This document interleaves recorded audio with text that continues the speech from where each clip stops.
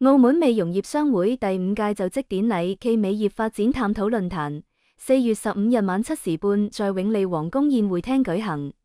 會長盧玉娥致辭時表示，澳門作為國際城市，有條件突破地域限制，吸引更多跨境客戶來澳。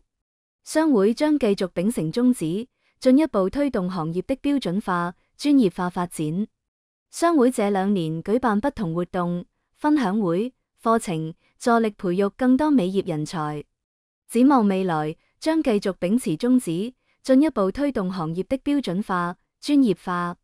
理事長許玉煥致謝詞稱，將定期組織培訓班與研討會，在會長帶領下，逐與政府溝通，爭取更多政策支持，推動行業發展。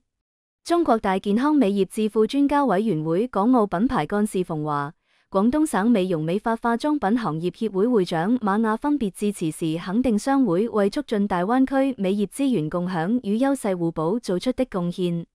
同場舉辦美業發展探討論壇，由創會會長程麗顏主持，邀請永遠榮譽會長馮華、榮譽會長葉世雄、朱文迪、名譽會長李艷4位嘉賓上台，與一眾同業分享經驗，探討行業未來發展之路。